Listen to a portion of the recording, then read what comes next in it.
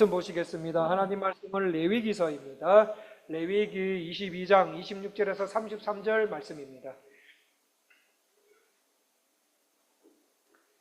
레위기 22장 26절에서 33절, 구약 181쪽 되는 하나님 말씀입니다.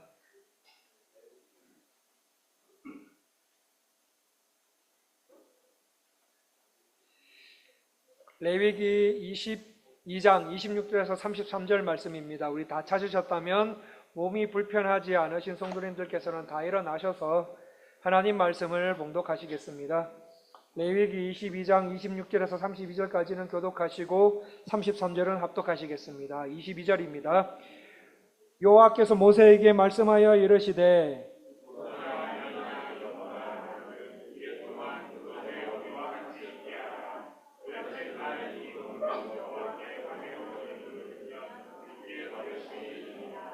암소나 암양을 막론하고 어미와 새끼를 같은 날에 잡지 말지니라.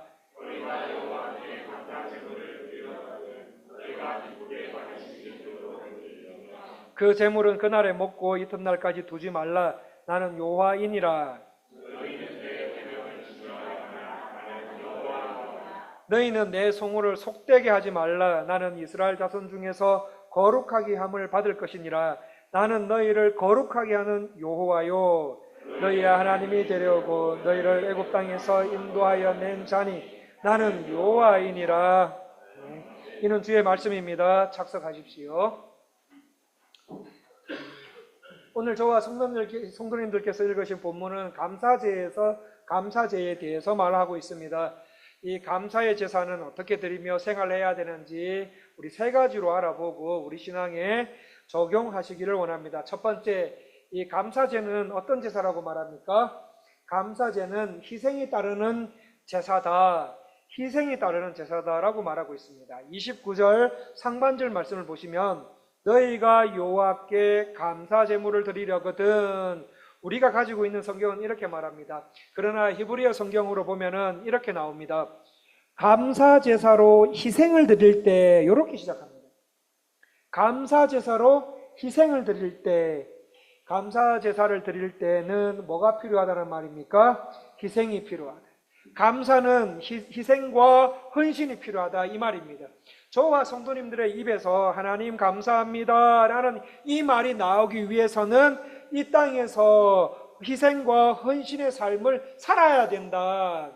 희생과 헌신의 삶이 동반되어야 된다. 이게 성도의 인생이다 라고 말하고 계십니다. 오늘 우리 교회는 추수감사주일을 지내고 있습니다. 추수감사주일에 해당되는 구약의 절기가 초막절입니다.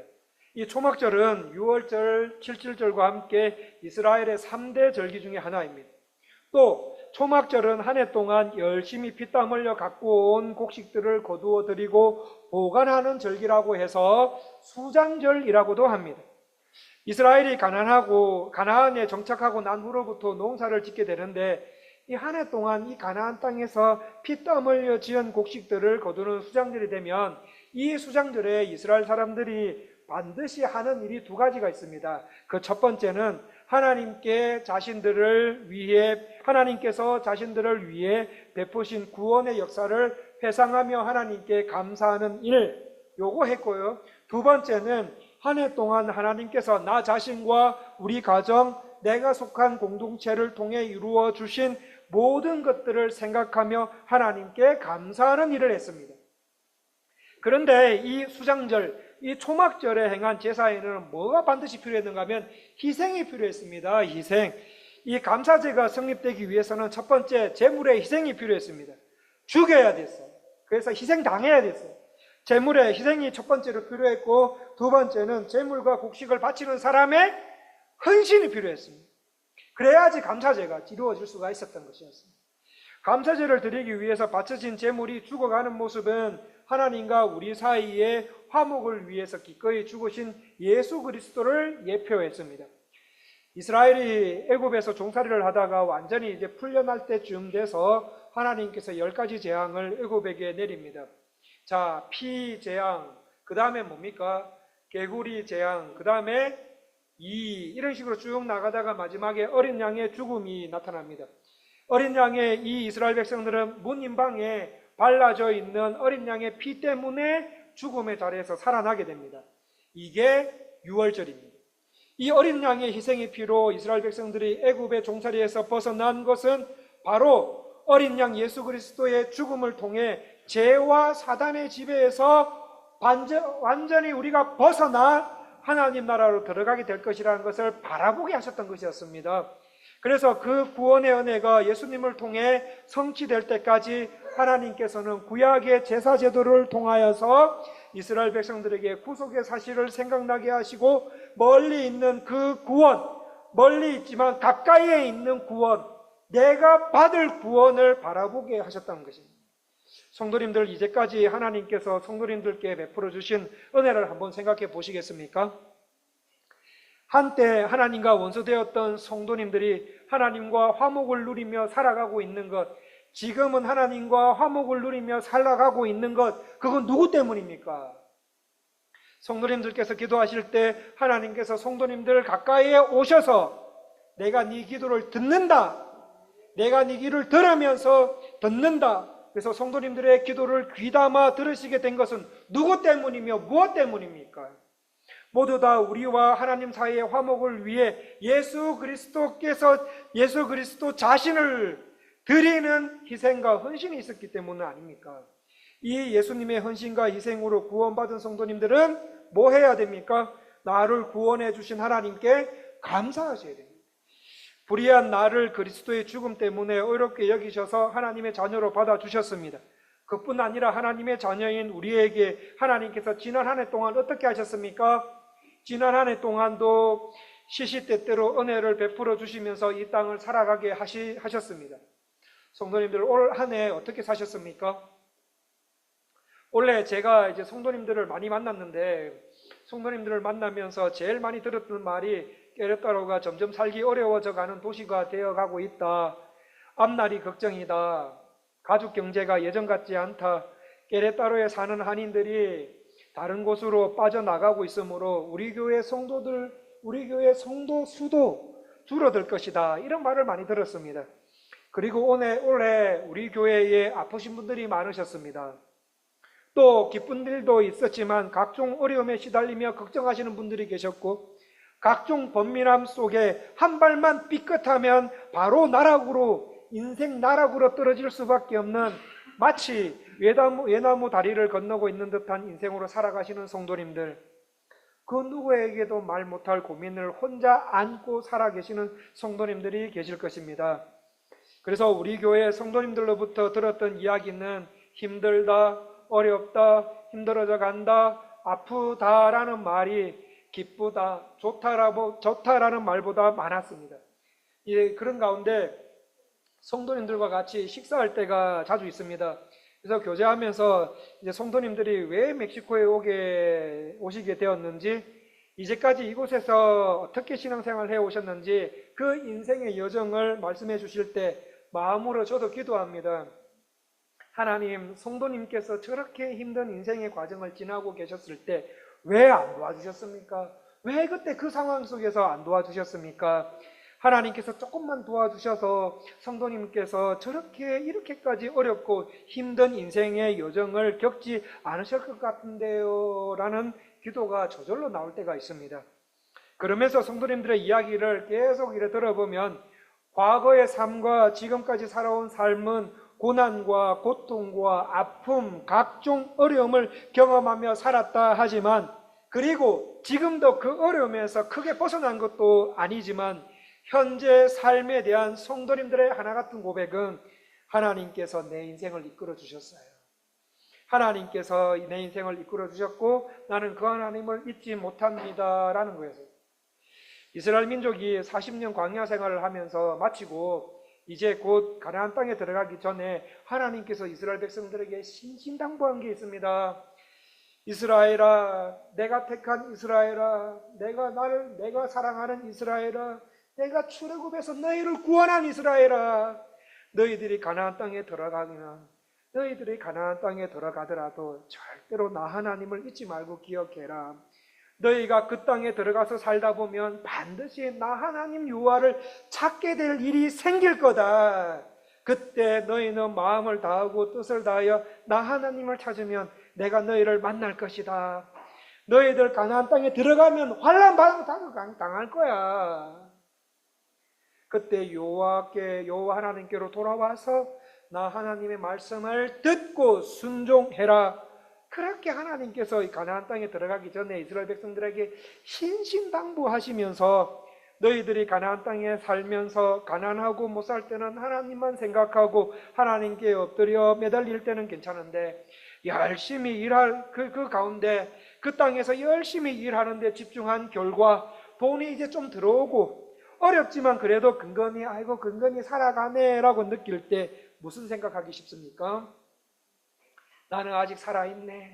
나는 아직 살아있네. 내 지에 쓸만하네. 나는 아직까지는 좀 괜찮은 사람 같다라고 마음먹을 수 있습니다. 그때 누구를 기억하라고 하십니까? 얘들아, 그때가 진짜 위험하거든.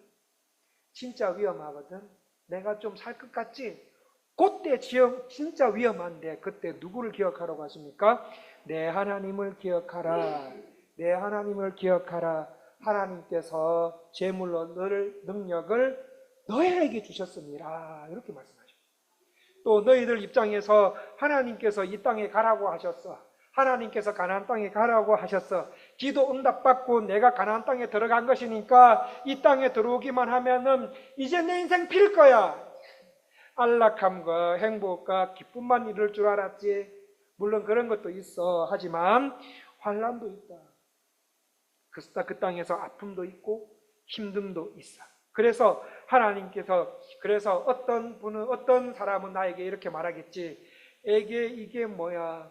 하나님께서 가라고 했는데 하나님께서 가라고 하셔서 기도응답으로 하나님 감사합니다 하고 이 땅에 와서 살아봤더니 이게 뭐야? 하나님 나에게 왜 이렇게 힘든 힘을 주세요? 왜 이렇게 힘들게 하세요? 왜 이렇게 힘들어? 도무지 앞이 보이지 않네 라면서 불평이 나오고 고난을 당할 때 나 하나님을 찾아라. 하나님을 찾고 마음을 다하고 뜻을 다하여 나를 찾으면 나를 만날 것이다. 간절히 나를 찾으면서 너희의 신앙을 점검해보고 내 신앙이 하나님으로부터 멀리 떨어져 있다면 돌아와라.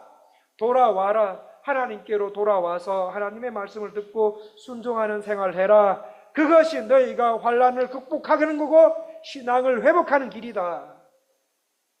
이렇게 말씀하셨습니다. 성도님들 올 한 해 어떻게 사셨습니까? 평가해 보실 때 힘드셨습니까? 아프십니까? 지금도 힘든 가운데 계십니까? 혼란스러우십니까? 그렇다면 하나님 잊지 마십시오. 내가 뭐 하나님 잊어서 이런 어려움을 당하게 하는 건가? 하나님 너무하신 거 아닌가? 이런 말이 아닙니다. 그런 말이 아니라 끝까지 하나님 잊지 않기 위해서 마음을 다하고 뜻을 다하여 하나님을 찾는 은혜 주시도록 하나님께로 돌아가 말씀을 듣고 순종하는 신앙이 생활로 나와야 한다는 측면에서 말씀을 드리는 것입니다. 고난이 오거나 지금 고난 중에 있을 때 하나님 나와 함께 해 주십시오. 내 삶과 인생을 제발 좀 도와주십시오 라고 하나님 아버지를 간절히 붙들며 세상에서 말씀 순종하기 위해서 몸부림치는 삶 사실 때 하나님께서 기가 막히게 그것을 해결해 주실 줄 믿습니다. 그러한 경험을 한 성도의 입에서는 뭐가 나옵니까? 무슨 고백이 나옵니까? 하나님 아버지 감사합니다. 이게 나오는 거예요. 하나님 감사합니다. 하나님께서 도와주셨습니다. 내 힘, 내 능력으로 된 게 아닙니다. 다 하나님께서 하셨습니다. 라는 감사의 말이 나오게 되실 것입니다. 이렇듯 우리의 삶에 아픔과 어려움이 있고 눈물과 기쁨을 통해서 그리스도를 잊지 않게 하시고 오히려 이것을 통하여서 그리스도의 십자가 희생으로 말미암아 우리에게 주어질 또 다른 형태의 선물임을 알고 지금은 힘들다 하지만 하나님의 때에 나를 반드시 구원해 주실 줄을 믿고 확신함을 감사로 반응하시고 계속해서 하나님의 말씀이 내 인격이 되어가는데 희생하시고 헌신하시는 저와 성도님들 다 되시기를 간절히 원합니다. 두 번째 감사제는 어떤 제사입니까? 우리 자신이 하나님께 연락되기 위해 드리는 제사입니다. 성도님들, 감사제사는요, 재물이 하나님께 연락되는 게 아니고요, 내가 하나님 앞에 연락되도록 하는 게 감사제예요. 나입니다. 내. 29절 중반절 말씀을 보시면 너희가 기쁘게 받으심이 되도록 드릴지며 이렇게 되어 있습니다. 감사제는 저와 성도님들입니다. 저와 성도님들이 하나님께 기쁘심 받음이 되도록 그렇게 신앙생활을 해야 된다는 겁니다. 이 구약 이스라엘 백성들이 가지고 있었던 오해 중에 하나가 뭔가 하면, 이 사람들이 제사 제물만 훌륭하면은 제사 드리는 자의 자세와 마음이 어떠하든지 간에 그거 상관없이 하나님께서 기뻐하실 거다, 이런 생각이었어요. 우리 하나님께서는 제물의 크기나 제사의 화려한 형식 때문에 감동받으시는 분이 아닙니다. 제사 드리는 사람의 마음과 자세가 하나님 보시기에 이거 좀 아닌 것 같은데, 얘야 이거 아니야 하면은 아무리 우리가 좋은 제물을, 좋고 값비싼 제물을 드린다 하더라도 하나님께서는 그 제사를 받지 않으십니다. 만약 제사 드리는 사람이 주님 원하시는 마음과 자세가 아닌 상태에서 내가 가져온 제물로 하나님을 감동시킬 수 있다라고 생각을 하시고 그 제물을 드린다면 하나님은 그 제물을 어떻게 보시는 거 아십니까? 그 제물을 하나님께서 기뻐하시는 제물로 보시는 것이 아니라 뇌물로 보신다는 거예요. 내가 뇌물은 죄라고 말했지. 근데 나는 그런 제사 안 받는다 하시면서 우리에게 어떤 제사를 원하십니까? 상한 심령으로 드리는 제사를 원하세요. 상한 제사가 뭡니까? 하나님, 나는 죄인입니다. 나는 하나님의 도움 없이는 살 수 없는 사람입니다. 나는 하나님의 구원이 필요한 사람입니다. 하나님 없이는 내 인생 아무것도 아닙니다. 그러므로 하나님, 제발 좀 내 인생에 개입해 달라고. 하나님의 은혜와 긍휼 없이는 단 하루도 살 수 없는 사람이오니 하나님, 제발 나를 떠나지 마시고 함께해 주옵소서 라는 마음과 자세로 정성껏 준비한 제물과 예배를 받으신다라는 말씀입니다. 그런데 이스라엘 사람들은 어떻게 합니까? 제물만 훌륭하면 제사 드리는 사람이 어떤 마음으로 드리든지 하나님께서 받으신다고 생각했습니다. 그러나 하나님께서는 어떻게 말씀하십니까? 감사의 제물을 드린다면 바로 너희가 하나님께 기쁘게 받으심이 되도록 드려라. 상한 마음으로 드려라. 나는 죄인이고 나는 하나님 없이는 아무것도 할 수 없는 죄인이므로 하나님 제발 좀 도와주십시오라는 마음으로 예배 드려라. 그러면 내가 그 예배를 받으시겠다라고 말씀하시는 거예요. 미가야 선지자 시절에 이스라엘 사회는 불의로 가득했습니다. 다 아시다시피 권력자의 횡포와 부유한 자들의 강포가 하늘을 찔렀고 이에 가난한 자들은 고통을 받으면서 약탈을 당하고 있었습니다. 이런 사회 현실 속에 그리스도인이 아니죠. 당시에 하나님의 백성인 그 하나님의 백성도 이 사회 분위기에 푹 젖어서 하나님의 백성이라고, 나는 하나님 믿는다고, 나는 하나님의 백성입니다 라고 말하는 사람도 불의를 저지르고, 권력자의 하나님의 사람이면서 권력자의 위치에 올라가면은 횡포하고 밑에 있는 사람들 밟고 억압하고, 부유한 자가 되었을 때는 가난한 자들을 고통을 받게 하고 약탈하고, 그런 삶에 푹 젖어서 불의함과 죄를 행하며 살아가고 있는 이 하나님의 백성들이 하나님께 예배 드리러 교회에 올 때, 예배 드리러 성전에 올 때 무슨 생각하고 가는가 하면, 내가 무엇을 가지고 하나님 앞에 나아갈까? 한번 나아가 볼까? 내가 무엇을 가지고 높으신 하나님을 경배해 볼까? 내가 번제물로 멋지고 좋은 송아지를 가지고 하나님 앞에 나아가 볼까? 삶은 불의로 가득하고 하나님 상한 심령이 아니라 불의로 가득한 그 생활을 하면서 하나님 앞에 나아갈 때는 내가 번제물로 멋진 송아지를 하나 가지고 하나님 앞에 나아갈까? 이렇게 할 때 미가 선지자가 뭐라고 말합니까? 미가 선지자는 이렇게 말합니다. 사람아, 주께서 선한 것을 보이셨나니 여호와께서 내게 원하시는 것은 공의를 행하고 인자를 사랑하며 겸손히 내 하나님과 함께 행하는 것이라. 하나님께서는 지금 우리의 형편과 환경이 어떠하든지 그거 관계없이 저와 성도님들이 누구를 사랑하고요? 하나님을 사랑하고 교만하며 큰 소리 치면서 사는 거요? 아니요. 겸손히 내 하나님과 동행하면서 하나님 아버지의 성품을 닮아가는 삶을 살아가기를 지금도 간절히 원하고 계십니다. 그래서 하나님은 우리가 하나님을 닮아가는 삶을 살지 않고 잘못된 길로 가거나 잘못 살거나 다른 방향으로 살아갈 때 바르게 하나님을 닮으며 살아가도록 하기 위해서 우리에게 어떻게 하십니까? 때리십니다. 때리시고 징계하시기도 하십니다. 그런데 잘못 없어도 그렇게 하세요. 하나님 앞에 내가 크게 잘못한 것도 없는데 왜 내가 이렇게 고난을 당하는 거지? 왜 이렇게 아픈 거지? 내가 하나님 앞에 그렇게 잘못한 게 없는데 왜 그럴까? 잘못이 없어도 하나님께서는 나를 더 성결한 주의 백성으로 만드시기 위해서 이런저런 고난을 당하게 하십니다. 그렇게 해서 결론은 어떤 사람 되기 만들기 위해서요? 하나님께 연락될 만한 사람이 되도록 계속 우리의 인생을 통하여서 담금질을 하십니다. 여기에서 담갔다가 빼냈다가 저기 담갔다가 빼냈다가 그렇게 단련하고 해 나가십니다.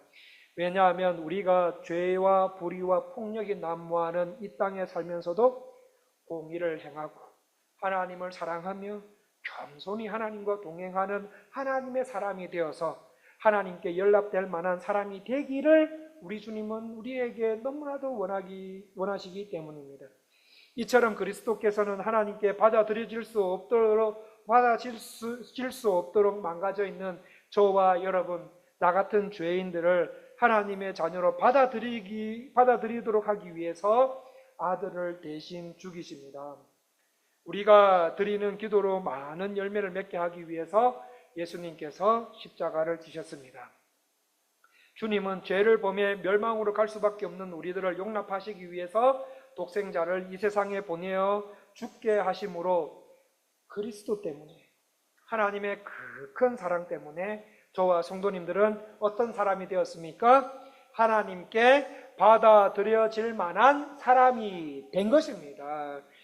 자, 제가 처음 우리 교회에 부임해서 우리 교회에 대해서 좀 신기하게 생각했던 것 중에 하나가 뭔가 하면 교회에 고양이들이 온다는 점입니다. 고양이들이 온다는 점입니다. 저는 고양이 안 좋아합니다. 좋아하지 않습니다. 그럼에도 교회에 오는 고양이들에게 사료를 줘봤습니다. 주니까 고양이들이 진짜 와서 사료를 먹더라고요.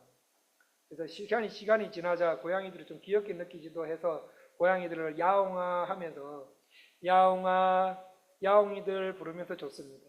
근데 부를 때마다 고양이들이 와요. 와서 사료를 먹고 어떨 때는 바로 안 갑니다. 바로 안 가고 교회 마당에 햇빛 잘 드는 데 있지 않습니까? 거기 마당에서 자고 있습니다. 이 따뜻한 햇빛에 늘어지게 자는 모습이 굉장히 귀엽게 느껴졌습니다. 옆에 갔는데도 깨지도 않아요, 이제는. 그래서 배고플 때마다 제가 일하는 중고등부실 앞에서 야옹 하면서 밥 달라고 합니다. 그러면 이제 저는 이때부터 고양이하고 대화를 하더라고요. 야옹이들 배고팠나 하면서 이제 밥 줄게 하면서 조금씩 줍니다. 고양이하고 대화할 때부터 정이 들기 시작했나 봐요. 교회 마당에서 저쪽에 산같이 생긴 데 그 숯불이 우거진 데 있지 않습니까? 거기에서 이렇게 보면 이제 고양이들이 보여요. 보일 때가 있습니다. 그러면 이렇게 고양이들이 뭔나 막 하고 있으면은 제가 그 마당에서 야옹이들 하고 부르면은요, 고양이들이 듣고 산에서 뛰쳐내려와요.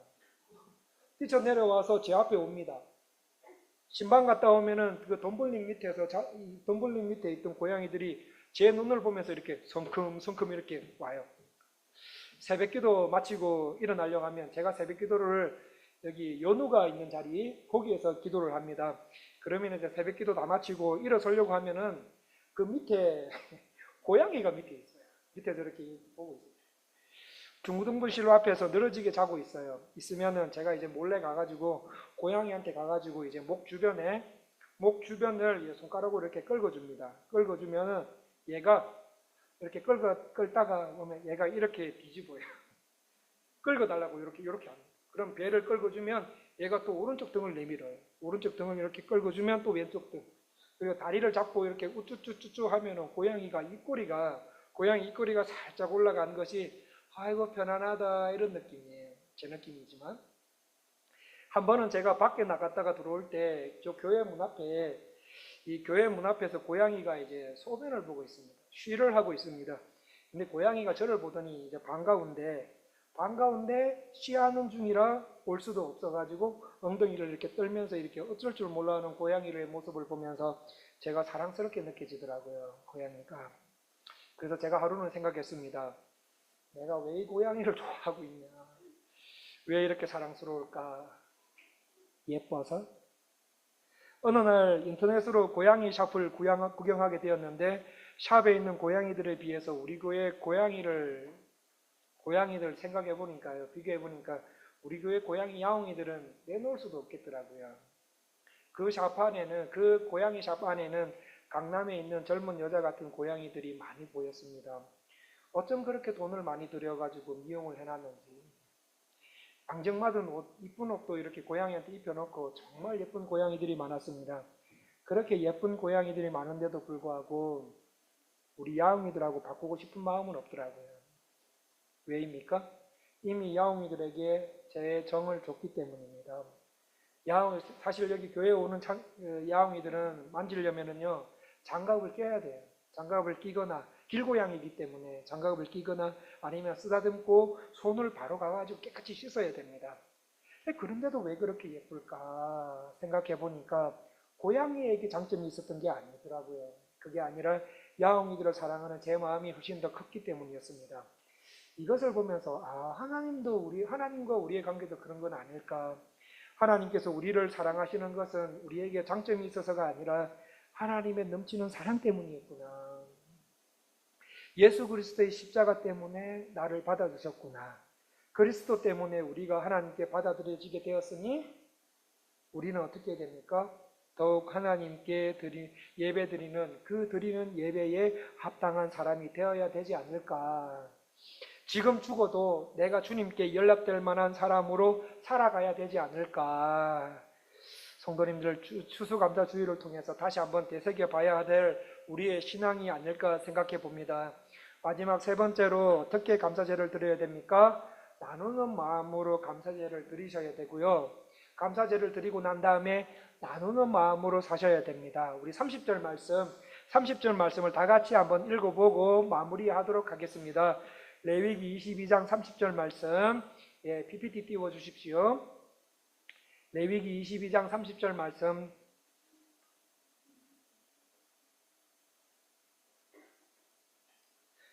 말씀, 다 같이 읽기를 시작하겠습니다. 그 재물은 그날에 먹고 이튿날까지 두지 말라. 나는 여호와니라. 화목제사 중에 하나인 감사제를 드릴 때에는 제사 드리고 난 후에 드린 재물을 어떻게 하라고 합니까? 다 소멸해 버려라. 아끼지 말고 그날 이튿날까지 두지 말고 그날 모든 사람이 나누어 먹어서 다 소비해 버려라 라고 말씀하십니다. 성도님들, 나누어 먹으면은 기쁨이다. 그렇죠? 나누어 먹으면 기쁨이다. 제가 어렸을 때 마을 잔치를 하는 집들이 1년에 한두 번이 있었습니다. 한두 번 있었는데 우리 마을에 한국에도 유명한 대학들 들어갔다고 잔치 열고요. 회갑 잔치 한다고 열고요. 그런 잔치를 연 적이 있습니다. 그러면 어머니께서 잔치 준비하는 걸 도우러 가십니다. 저희 집이 좀 어려웠는데 그때마다 저와 제 동생은 잔치 도우러 가시는 어머니께서 이번에는 어떤 음식을 싸우실까 하면서 잔뜩 기대하면서 기다립니다. 그리고 싸우시는 그 음식을 먹고 기뻐합니다. 이 시대에도 있었어요. 그러니까 이스라엘 이 당시에 넉넉하지 않게 살아가던 사람들이 감사제를 드리는 그날에 하나님께 드렸던 제물을 하나도 남김없이 모든 사람들에게 나누어 먹게 하였으니까 그 기쁨이 얼마나 컸는지 한번 생각해 보십시오. 내일을 위해서 따로 떼어놓거나 모레를 위해서 절약하지 말고 오늘 모두 소비해 버려라. 계획성 없는 삶을 살라 뜻이 아니라 감사제를 드리는 날은 매우 특별한 날이니 오늘같이 감사제를 드리는 날은 매우 추수감사제를 드리는 날은 매우 특별한 날이니 이 날에 하나님께 제사 드리고 난 모든 음식을 어떻게 해요? 나누어 먹으면서 뭐를 깨달으라고 하는 겁니까? 하나님 앞에 사는 것이 얼마나 큰 기쁨인지, 하나님과 동행하며 사는 것이 얼마나 큰 기쁨인지, 하나님은 우리에게 부족한 분을 부족한 부분을 채우시는 분이시고 없는 것을 있게 하시고 선하시고 풍족하게 주시는 분임을 감사제 음식을 다 나누어 먹으면서 그 하나님에 대해서 생각하도록 하셨던 것이었습니다. 하나님은 나에게 일용할 양식을 책임지시는 분이시다. 때로는 우리 삶에 힘듦이 있고 고통 가운데 있고 시련과 고난이 있는 삶이지만 그 삶 또한 하나님께서 붙들고 계심을 믿는다. 그러므로 하나님께서 나를 그 고통에서 그 아픔에서 구원해 주실 줄 믿는다. 하나님께서 나 가족의 인생을 이렇게 먹이시고 재우시고 입히면서 책임지시는 것, 내가 장사를 잘해서 잘 되는 줄 알았는데 그게 아니라 하나님의 은혜 때문에 내가 잘 살아가고 있다라는 사실을 알 때 우리는 감격하게 되고 기쁘고 감사하게 됩니다. 그렇습니다. 성도님들, 올 한 해 하나님께서 나에게, 우리 가정에게, 우리 교회, 가게, 식당, 사업체에 주신 은혜들을 한번 생각해 보시겠습니까? 우리를 하나님의 자녀 삼으시고 이 땅에서의 삶이 어렵고 힘든 삶이지만 우리에게 일용할 양식을 주시고 먹고 자고 입게 하셨습니다. 내가 아무리 어려움 가운데 아픔 가운데 있지만 하나님께서 나를 낫게 하시고 나를 붙들고 계시고 구원해 주시고 내 가족, 나와 내 가족의 인생을 책임지신다. 그러므로 예수님을 나의 구주와 주님으로 영접하자. 더 하나님만 의지하며 이 땅을 살아가자. 성령님의 도우심을 구하며 말씀을 읽고 기도함으로 살아계신 하나님을 만나고 하나님을 닮아가자. 우리를 이렇게 인도하시는 하나님께 드리는 최고의 선물이 뭡니까? 감사입니다. 감사. 어느 날 저희 가정에 불평이 많아졌습니다. 매일 드리는 가정 예배에서 불만을 많이 쏟아냅니다. 그리고 제 아들과 딸이 막 말다툼이 날이 가면 갈수록 더 많아지던 어느 날 아내가 감사 노트를 만들었어요. 감사 노트를 만들고, 자, 이제 오늘부터 우리는 가정 예배 드릴 때 감사의 시간을 추가해서 드리자 해서 오늘은 아빠, 내일은 엄마 뭐 이렇게 돌아가면서 감사에 대한 내용을 노트에 적고 기도하는데 제가 발견한 것은 아들에게 감사할 것이 이렇게 많구나.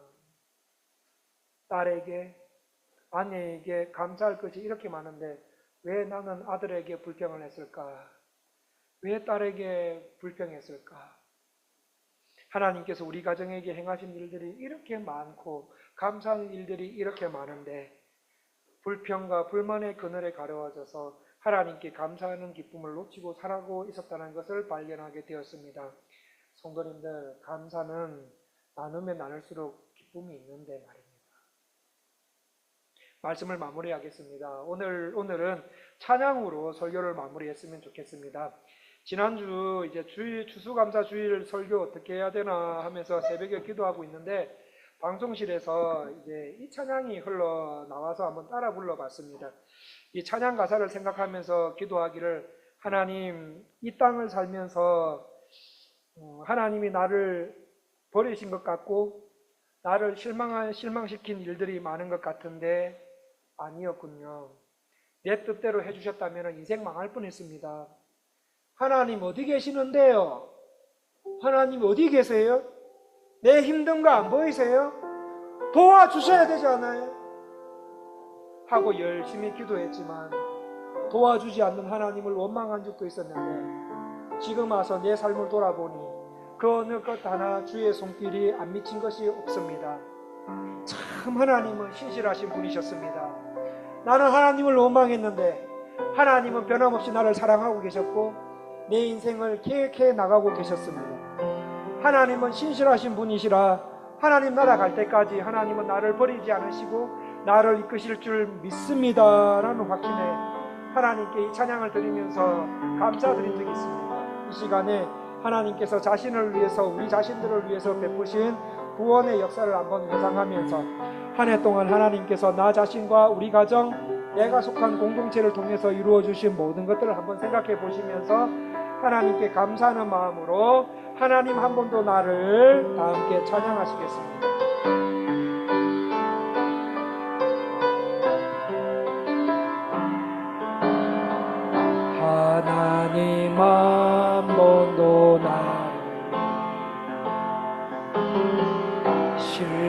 시킨 적 없으시고 언제나 공평과 은혜로 나를 지키 오신실하신 오신실하신